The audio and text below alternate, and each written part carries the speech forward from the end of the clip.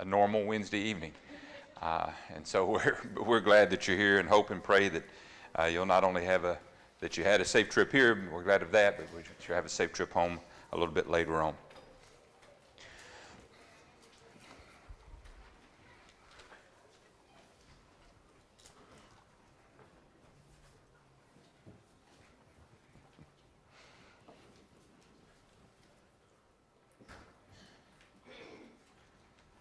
Come on in, come on in, come on in.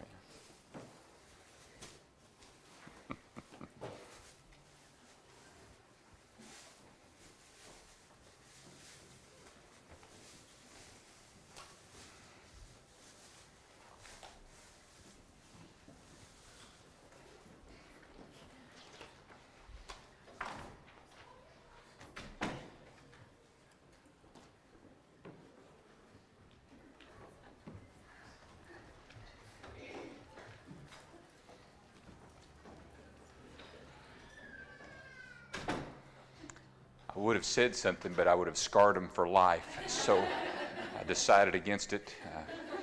My kids have told me that I am intimidating, at least to some of their friends I have been intimidating, and I don't know why. I don't try to be. Just the natural look with the crew cut, I guess, that you get from it. But it's good to see everyone out this evening. We're glad that you're here. If you would bow with me, we'll go to God for an word of prayer. Our Holy Father in heaven, we are so very grateful for this evening. We're very grateful for this opportunity to come together, to open up your word for us and to study from it.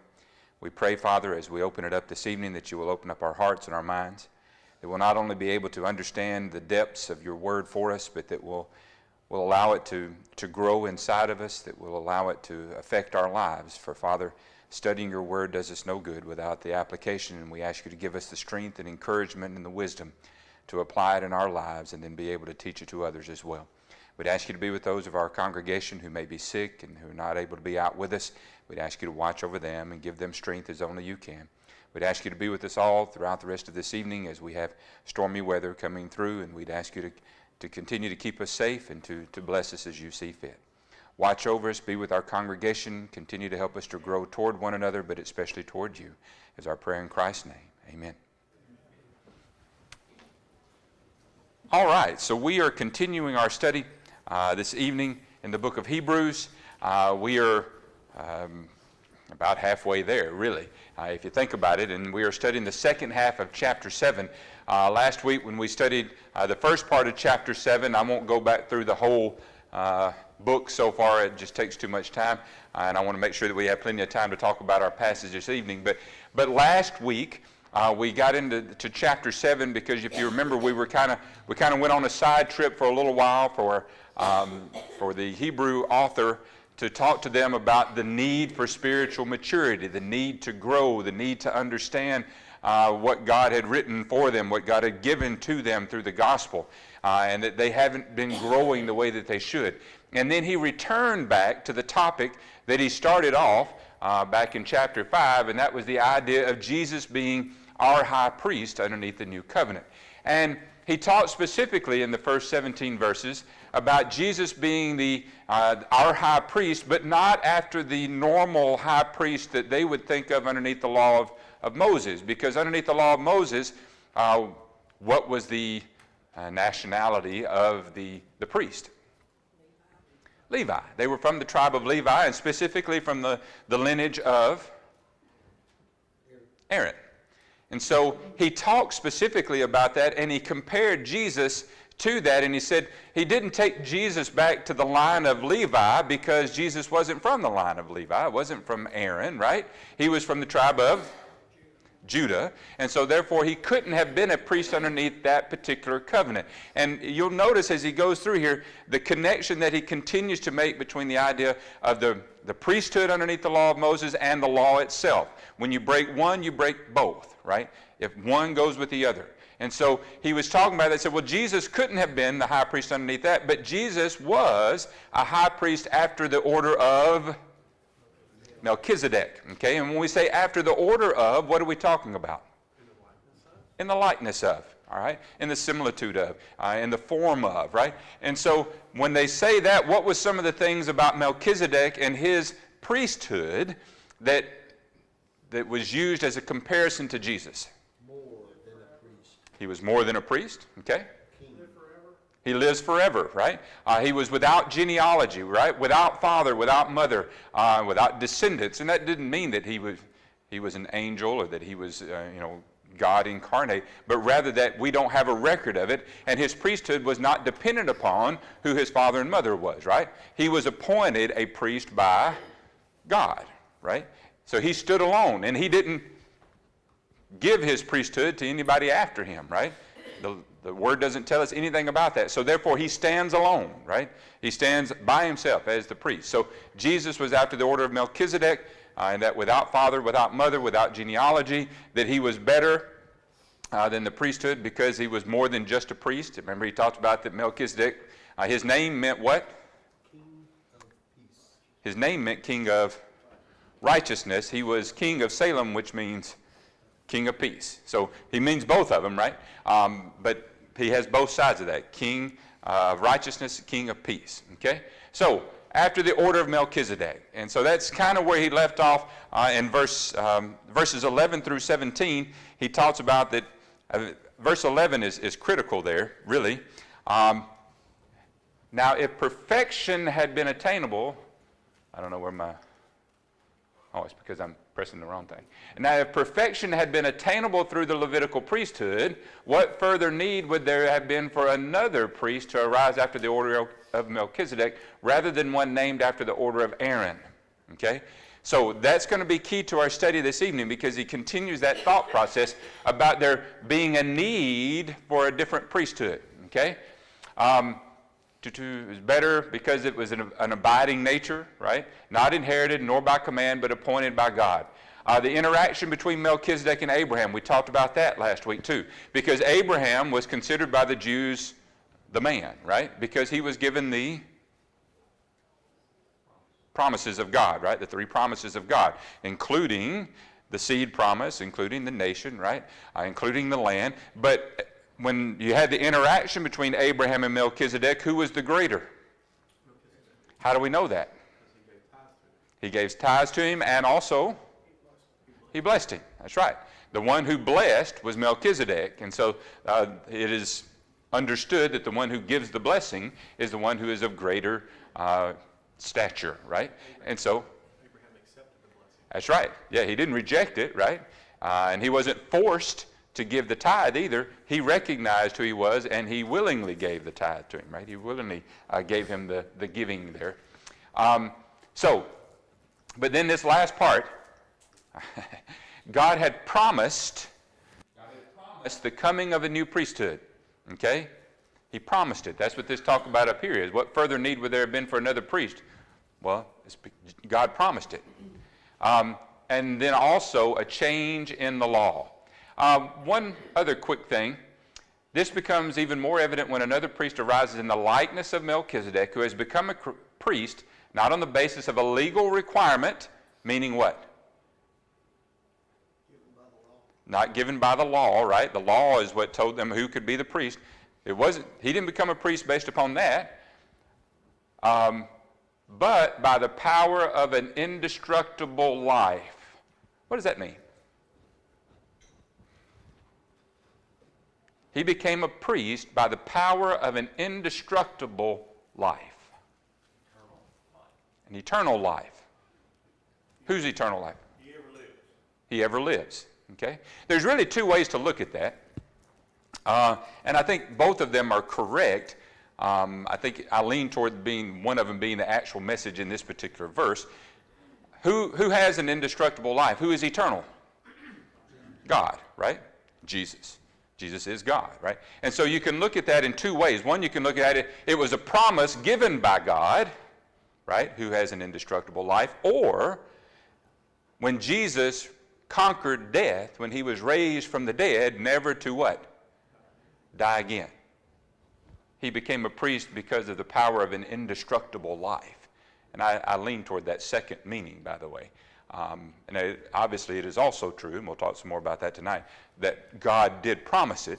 God made an oath concerning it. But I think it's really talking more about his eternal nature when he was raised from the dead.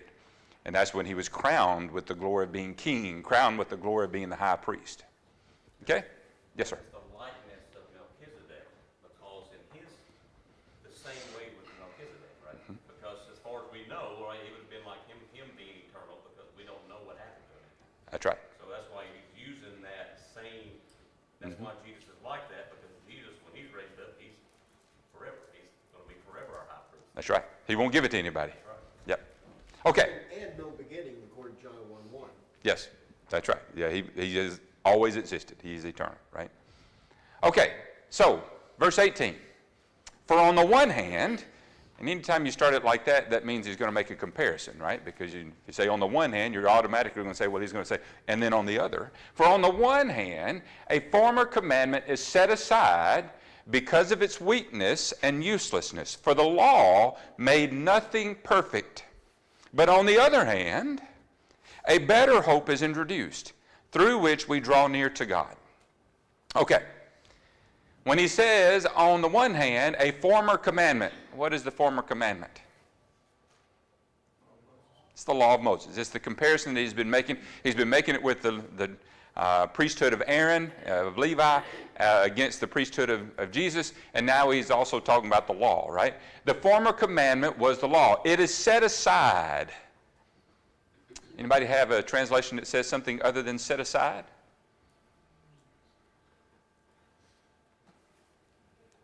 If you do, you're not telling me. So, I probably do, but I'm hung up on Jeremiah 31. okay. Behold, the days come when Jehovah said, I will make a new covenant with the house of Israel and with the house of Judah, 32. Not according to the covenant that we're talking about tonight, that I made with their fathers Right. in the day that I took them by the hand to bring them out of the land of Jesus, because they did not continue in my covenant. So it's not like it was,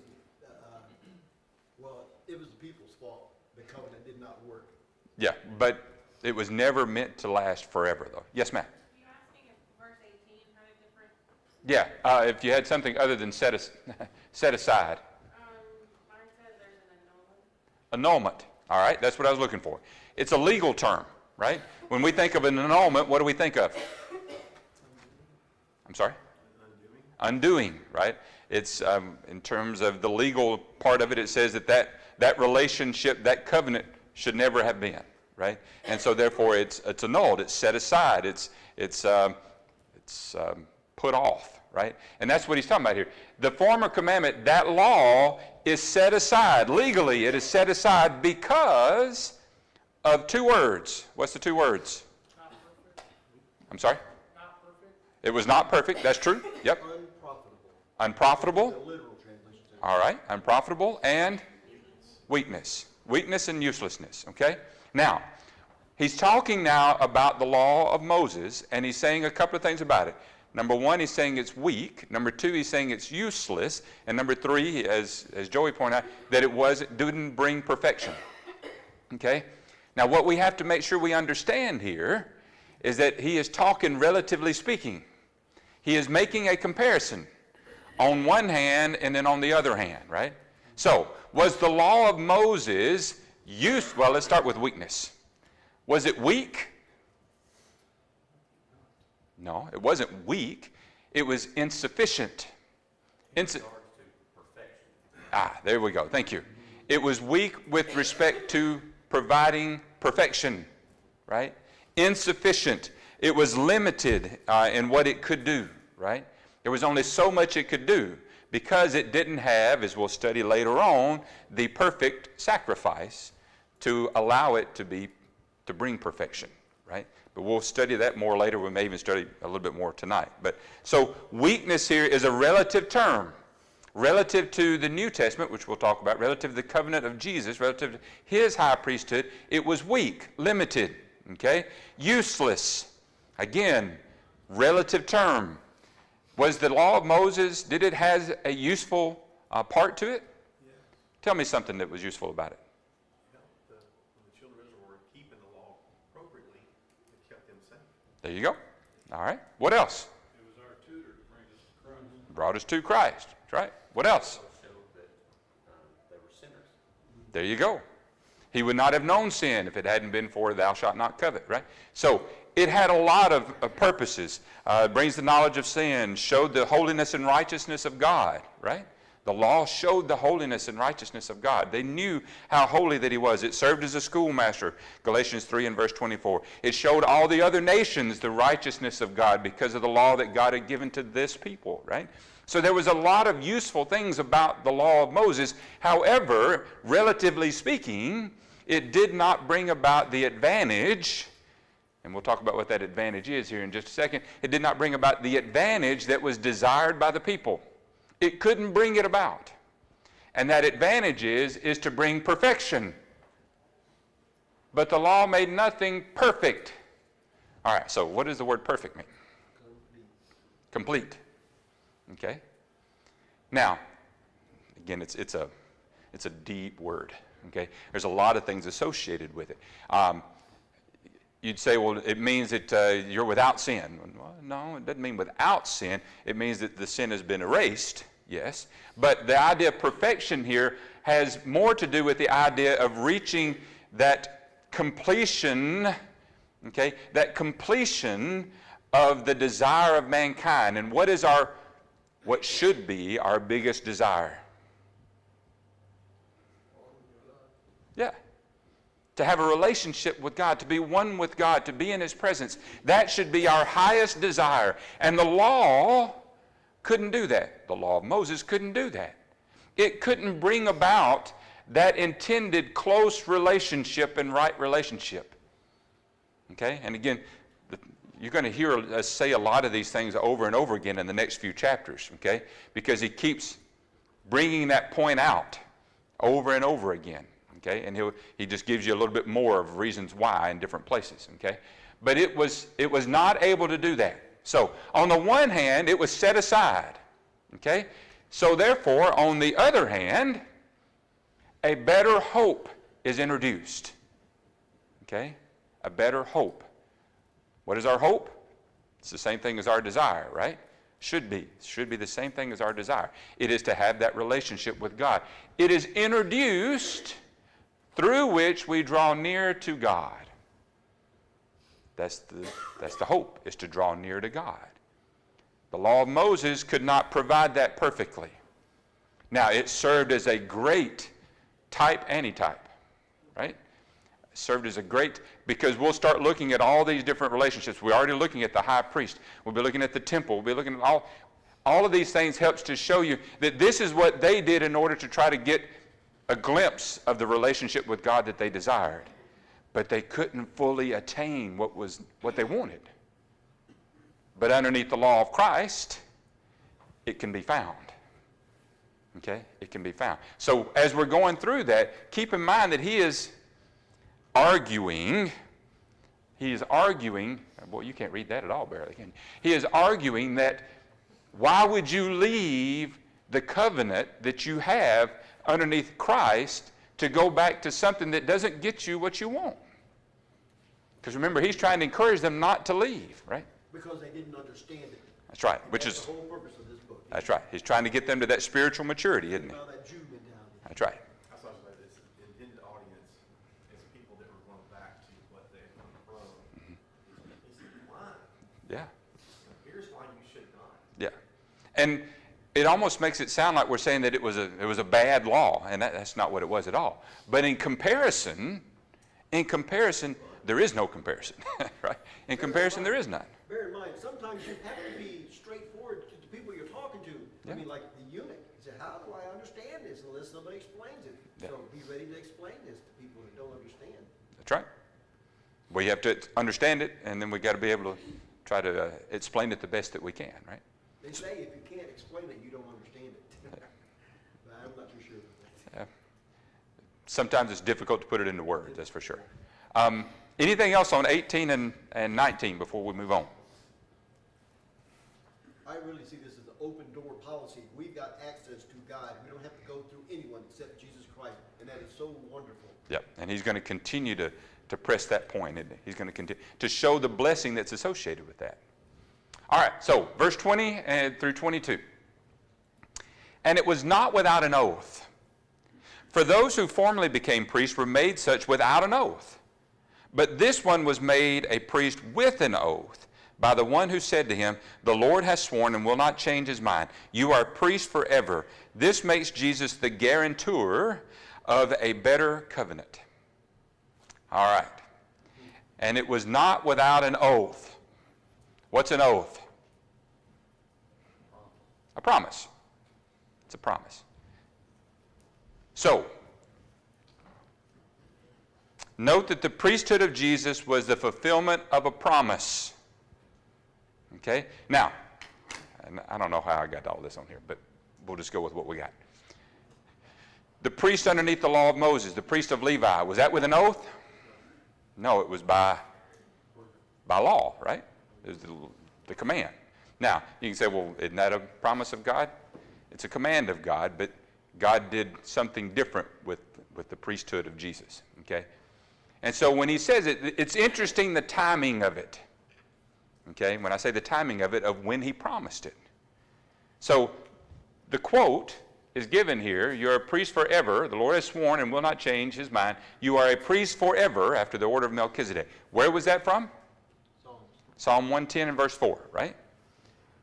When was that written? Before or after the law of Moses was given? After. So wait a minute. He's promising while the law of Moses is in effect that he's going to bring another priesthood. Right? So what does that indicate? Be on the lookout. It's coming. Be on the lookout, it's coming, and The first one was not adequate. the first one was not adequate. It didn't provide everything that man needed. It wasn't intended to last forever. The law of Moses was not intended to last forever. God says it right there. I'm going to bring a different priesthood. Okay? He's already laid some groundwork for this mentality by saying that some of you are still babes. You're not grown up. So in essence, he's referring back to that same thing. These Jews are just being treated like babes. Yep. By God. Yep. Now, And us. grow up, be a Christian. Yep. And us too in our knowledge of what it means, right? Because what we're trying to learn is what his priesthood means to us. What it should have meant to them and what it should mean to us too. Because then that will encourage us to what? Stay the course, right? Not fall away. If we understand what it really means that we have in Christ and the perfection that we can have in Christ, then we'll really be less likely to go away from it, won't we? So that's why we need to understand it better. So, when was it given? It was given while the law of Moses was in effect. What does that indicate? That it wasn't going to last forever. But then when he made the promise, did you have something? Looked like you had something. All right, so I'll get back to him. So when he made the promise, he said, you are a priest how long? Forever. The next priesthood, the one that's coming, that one was intended to last forever. So therefore, it would also indicate that it would accomplish the goal that God set for it, right? Of bringing about perfection, bringing about to completion that relationship that we get back to. I was just going to say, I think it's important for us all to understand that God giving an oath doesn't mean that his word was not believable. Right. Or that he was untrustworthy. Right. I think it's just showing to us how important this statement is to him. Mm-hmm. He's making sure we understand, Yep. when he's saying this, how important that is. That's right. It goes back to, I'm sorry, go ahead. I was just gonna say along that lines, I thought the book had a very good explanation of, talking about your word that you were looking for, annul. Mm-hmm. It said a law can be annulled, but an oath is forever. An oath is forever. That's right. Yep. And it goes back to what we talked about in chapter 6 about him making the oath, right? That he made a promise. And then we said there was two immutable things, right? That God had already said it, that he had put it in motion, but then he made a promise after that. So it was doubly sure, right? It wasn't that the first one's already sure, but just to give us that extra bit of confidence, he made an oath, he made a promise. When you think about the people that he, his intended audience, he already told them, y'all should have been more mature mature by this point, so he's having to use language that they can relate to. Yeah. You know, they understand that the law can be annulled. Yep. An oath, as the book says, lasts forever. Yep. That's something they can understand. Yep. And sometimes our human minds need what we can understand. Yep. Yep. Matter of fact, a lot of times, right? That's right. The magnitude of God, we understand He's Yeah. Almighty, but Yeah, but sometimes we don't really understand, right? it Yep. hurts your brain to think about it. Yes, it does. And maybe this was, maybe it's harder for us to understand this because we were never under the old law. Right. We never had to worry about making these sacrifices and having the high priest and having different high priests and having, and all these things. We never had to worry about it, but they did. And so, you'd almost like, you kind of understand because they're struggling, but do we still need to do any sacrifices? Do we still need to do that? Maybe we need to go back and do that. Maybe Yep. And he's saying, no. And God's promised you that Jesus is going to last forever. That's right. He's the high priest, going to last forever. Yep. And when you think about, I'll get right to you, and when you think about the fact that they thought while they were underneath the law of Moses that their law was so much better than everybody else's anyways. It was God's law given to them. And so their priesthood and everything was associated with something being great. And now he's saying, but it wasn't like what we have now. Right. Go ahead, Brother Howell. I was just gonna say that, like Brother Chris is talking about, we don't understand it. And there, the first century church is probably meeting right there in the courts of the temple. Of the temple, yeah. Where the Jews are still doing all the things that they've been doing. So Yep. it's gotta be really, right there in front of them. Eye-opening to them, right? Yep. All right. So, God promised to bring a better priesthood. Jesus then is the assurance, the guarantor, I don't know if that's how you say that or not, but that's the way I'm going to say it, the guarantor of a better covenant. Because again, the priesthood and the covenant, the priesthood and the law go together, don't they? So when Jesus then becomes the high priest, he is the guarantor that the covenant relationship has changed, right? And now we have a better covenant. This is the first time really that he brings up the word covenant, I think, in the book of Hebrews. And what does the word covenant mean?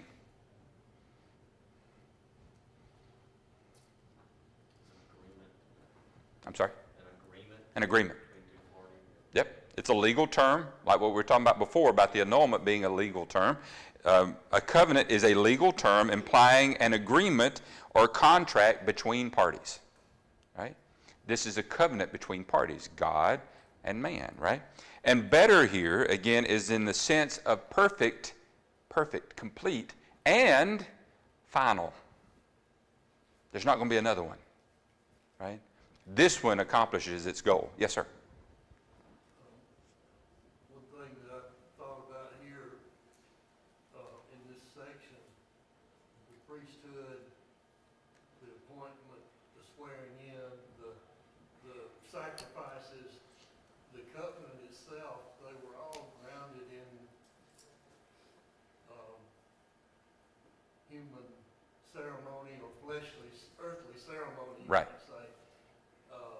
And it seems like he's getting to the point, or already gotten to the point, but we'll emphasize it more, that this is a totally different, something much deeper, something much more attuned to the nature of God and the nature of man. Yep, that's right. On a much higher plane, as it were, right? On a different plane, P-L-A-N-E, as in different level, right? Yeah, it's a great point. It's a great point. He's going to continue to make those comparisons as we go through. So, the promise, God made a promise. It was an oath that he would bring about another priesthood, which means he was bringing about another covenant because the first one wouldn't provide everything that man needed. Okay? Now, if they could keep it perfectly, it's great. But what did Paul say in Romans? Yeah, all men sin. That's right.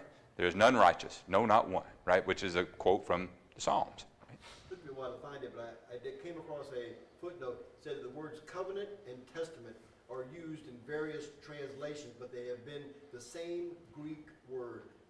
So, I mean... Yeah, when we talk about the New Testament, we're really saying, Testament. yeah, Testament has a lot of force. It's my testament. my last will and testament, right? Covenant, right? All right. Moving on then. This better relationship, though, is available through who? Jesus, right? It's only through Jesus, not going back to the law. You can't go back to the law of Moses and get that relationship. It's only through Jesus. Okay, 23 through 25. The former priest, so again, he's still making the comparisons, right?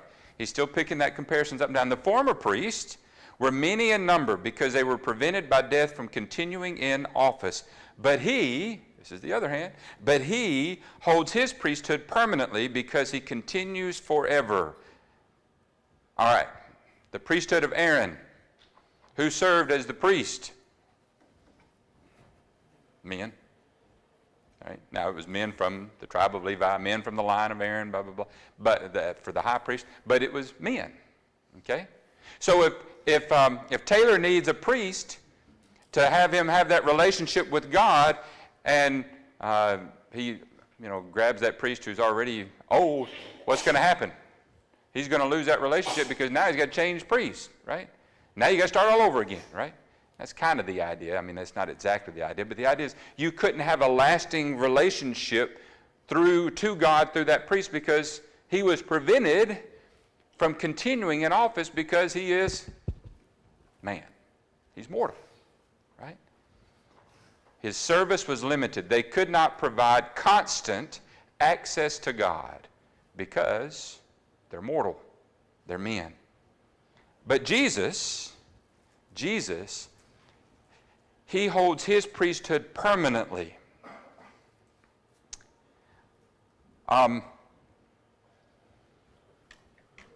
Death's not an issue with Jesus, right? He's eternal. He's conquered death. Death is no longer a problem. Okay? And so he's taken that out of the way. So now he doesn't have to give his position to someone else because he lives forever. He's perpetual. That's right. That's right. A perpetual priesthood. Let's see. The problem is I study and I write my notes in this little book when I'm sitting at the table and I don't have my glasses on. And I can see it because it's up close, but then when I get up here, I have to take my glasses off to be able to look up here and see it, and then I can't see you guys. So I don't know what you're doing out there. You could be having a party for all I know. The Levitical priests could not provide constant access to God because of their sin, which we'll talk about later in another passage, and temporal bodies. Jesus, though, being the perfect Son of God who overcame death, can provide this constant, permanent access to God. Constant, permanent access to God. See how much better that is? How much better it is. Permanently providing access. He is a priest forever. And that was what the promise was, right? Forever after the order of Melchizedek. Now, consequently, he is able to save to the uttermost. What does that mean?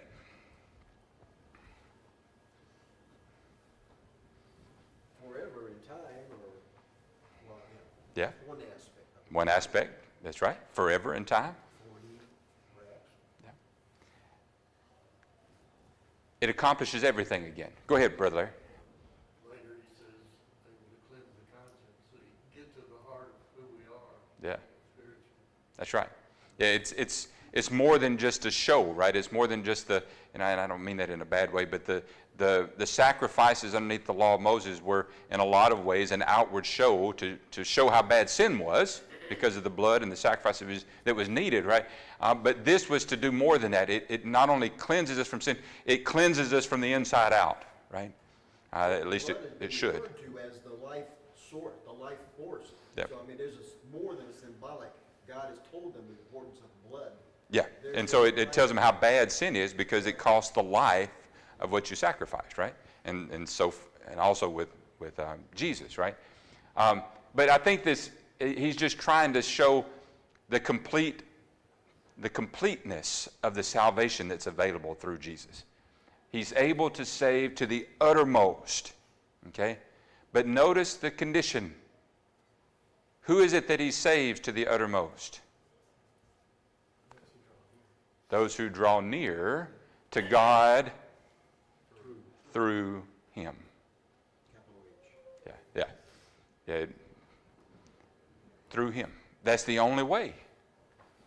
And again, we got to keep remembering, he is trying to tell them, there's no way of going back. Once you've gotten here, there's no way to go back.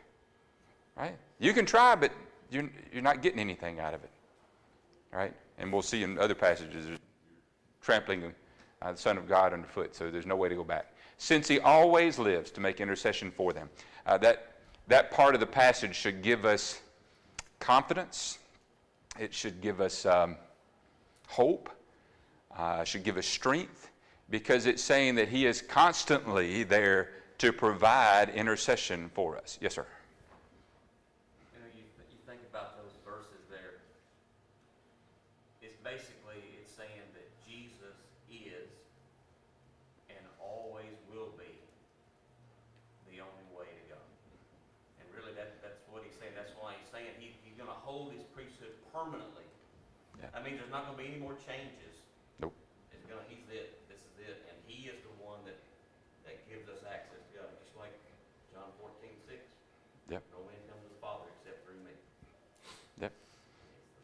And like later on in Hebrews, you'll say that there'll be no further, there's no further, I'm quoting it all bad, but no further sacrifices available for you if you turn away from Jesus. There's nothing else to look forward to. There's not going to be another option. I was just thinking through, near to God through him, you know, you couldn't be joined to Aaron, or if you did, it wouldn't do you any good. Right. But this priest is different. Yep. It's definitely different, right? And so he'll go on. Jesus saves completely those who draw near to God through him. Through him. He goes on to say, for it was indeed fitting, that we should have such a high priest. And then notice he starts describing, first of all, though, what does it mean? It was fitting for him to be that way. It's needful. It's exactly what we needed, right? It fits. It was exactly what we needed, okay? So it was fitting that we should have this kind of high priest. And then notice he says, he is, there you go, fitting, perfectly suitable. Perfectly suitable to act as our high priest. He goes on to describe him. He says he is holy. He's holy. He is distinct. Holy means to be set apart, right?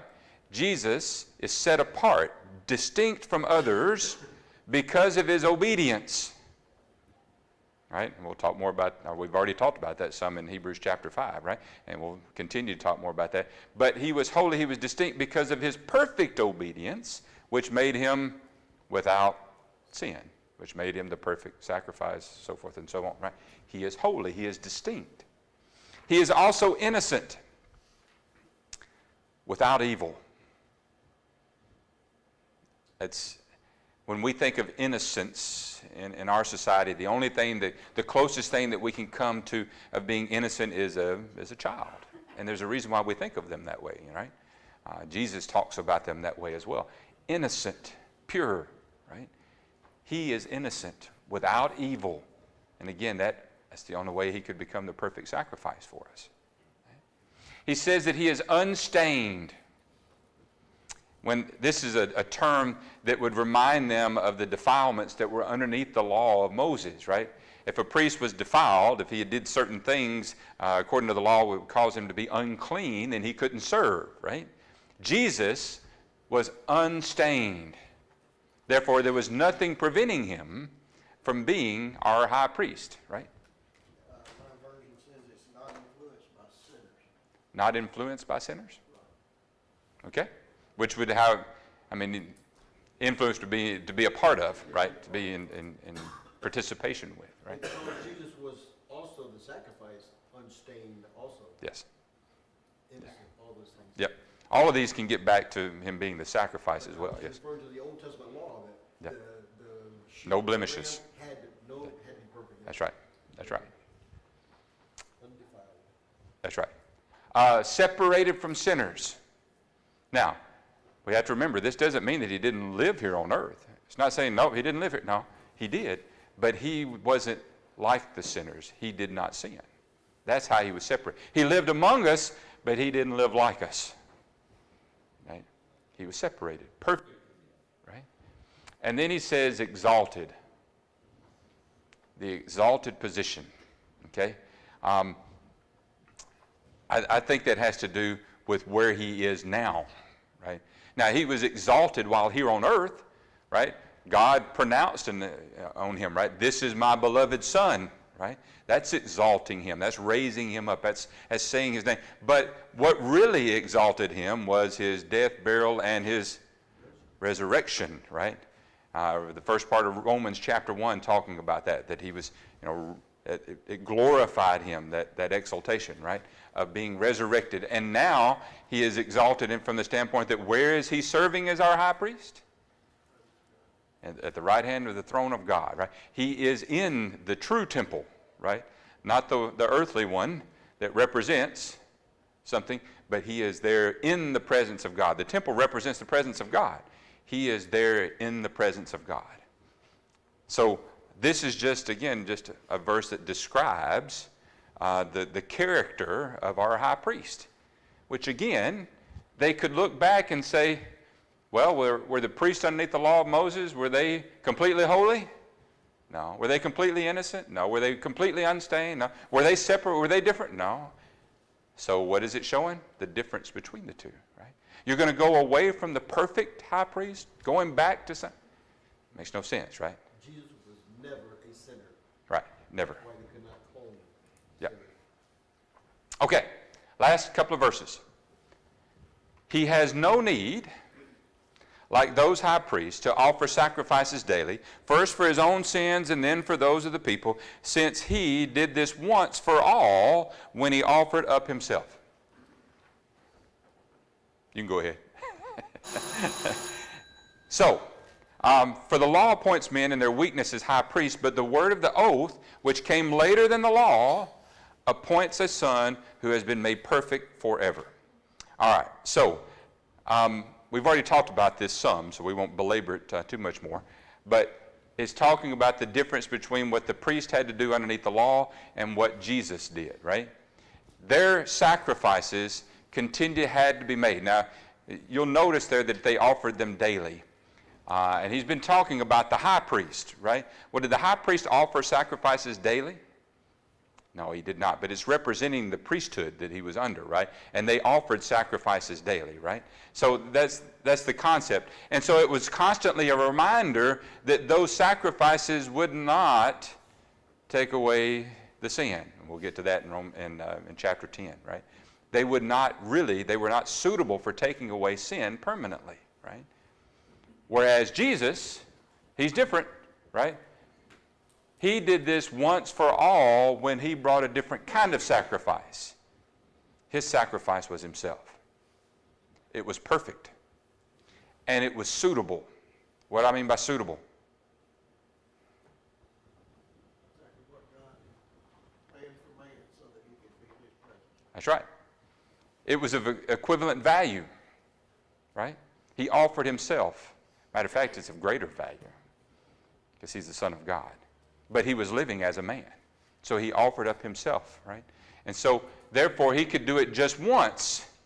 And then also, since he is forever, permanently the high priest, his sacrifice is there, right? The word of the oath, which came later than the law. Again, he makes that point more than once. And there's a reason. He's trying to tell them, the law back there wasn't designed to last forever. Right? It didn't bring the perfection and the relationship that the law of Christ, the covenant law of Christ, the priesthood of Christ brings. So don't go back. You can't go back. Appoints a son who has been made perfect forever. All right. What comments, questions? Opinions? Yeah, sure. I'll take those too. All right, so. My opinion is Melchizedek might have been the same person that visited Abraham on the plains of Mamre, and he gave him a meal, so he would have known who he was when he saw him the second time. So Yeah. my contention is it's the Son of God.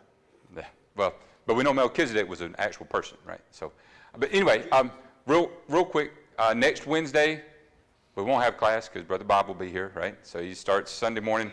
Sunday morning we won't have class out here either. We'll be out here for Brother Bob. And so 2 weeks from tonight is when we'll pick up the next lesson. Okay? Thank you.